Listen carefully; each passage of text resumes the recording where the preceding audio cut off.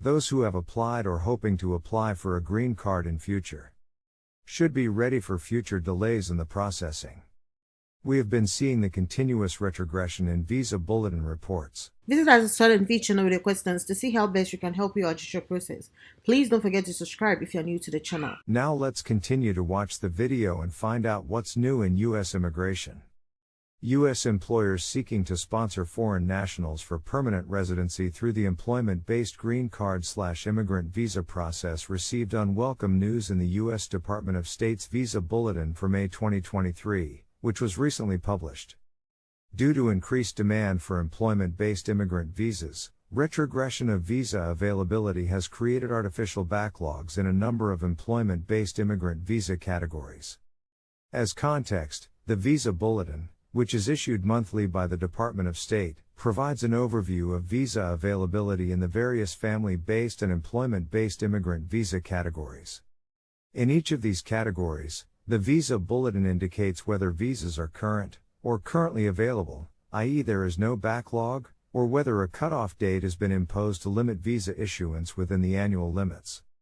The Immigration and Nationality Act sets limits on the number of immigrant visas that may be issued to foreign nationals each year in the various immigrant visa preference categories.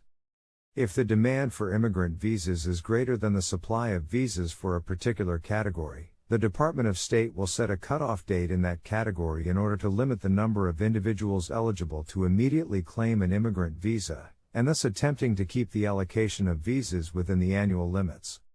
Only individuals with a priority date earlier than the cutoff date listed are eligible to apply for/be issued an immigrant visa. An individual's priority date corresponds to the date on which the first official filing towards the green card process was submitted to the relevant government agency. In the employment-based context, either the Perm Labor Certification application to the Department of Labor, or the I-140 immigrant visa petition to U.S. Citizenship and Immigration Services for those categories/classifications that are exempt from the labor certification requirement. For family-based cases, a priority date is established by the receipt date for the I-130 petition. In some categories and for some nationalities, retrogression has been the norm. For example, Chinese and Indian nationals have faced retrogression and lengthy backlogs in the employment-based second, EB2, and employment-based third, EB3, categories for several years due to the volume of individuals from those countries seeking immigrant visas. Through employment in the U.S. traditionally, for most other nationalities, falling in the rest of world or all other chargeability areas category, retrogression has been less common in the EB2 and EB3 categories for positions requiring advanced degrees or most professional level positions. Beginning with the December 2022 Visa Bulletin, however, the EB2 category became retrogressed worldwide, with a November 1, 2022, cutoff date imposed. More recently, in the May 2023 Visa Bulletin, the EB3 category also retrogressed, with a June 1, 2022, cutoff date imposed, and the EB2 category further retrogressed to a February 15, 2022, cutoff date. Around the same time, in the April 2023 Visa Bulletin, the EB4 category significantly retrogressed worldwide due to changes in how this category is constituted, going from a February 1, 2022, cutoff date in March, to a September 1, 2018, cutoff date in April. The physician, nurses and religious workers among those affected by visa delays. Each of these recent retrogressions is bound to significantly impact overall green card processing times for different groups of workers/employees. Seeking to permanently immigrate to the U.S. based on employment or a job offer in the U.S. for instance. The EB2 retrogression limits the flexibility for individuals whose work is in the national interests of the United States to seek a national interest waiver and simultaneously submit their adjustment of status/green card application along with that petition, creating a delay in between the two steps. Similarly, physicians who have a commitment to work in a medically underserved area and pursue a physician national interest waiver on that basis would also have to wait to submit their adjustment of status applications, delaying the ability to obtain work authorization for themselves or dependent family members that could come with the adjustment of status application being filed.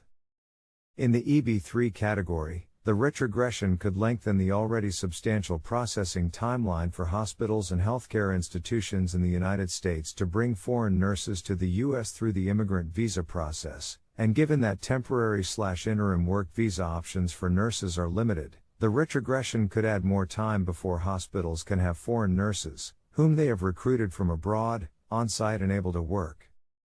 In the EB4 category, which covers many religious workers, the more than 3-year retrogression from March to April could result in many religious workers maxing out of lawful status in the U.S. prior to being able to complete the green card process.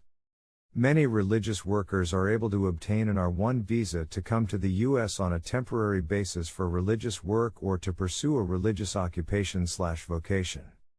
However, they are limited to a maximum of 5 years in the U.S. in R1 visa status.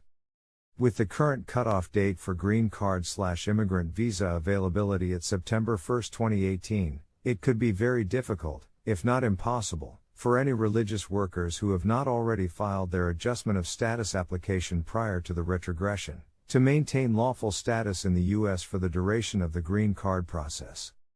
This could result in many religious workers being forced to leave the United States at the conclusion of their allowable time in R1 status. These regressions are not unprecedented, and they will likely continue to occur periodically if Congress does not increase the annual number of immigrant visas. Therefore, it is imperative that U.S. employers comprehend these dynamics and collaborate with seasoned immigration counsel to assess the effects of these delays on their workforce and develop strategies to mitigate the effects of retrogression as much as feasible. I hope you guys found this video extremely helpful. If you know anybody that could benefit from this information, definitely make sure to share this video with them. We are all about empowering you with knowledge. So the more people that can benefit from this video, the more people we want watching this video. If you like this video, please make sure to hit that thumbs icon. Thanks for watching, and don't forget to subscribe and hit on the notification bell for more immigration updates. Bye!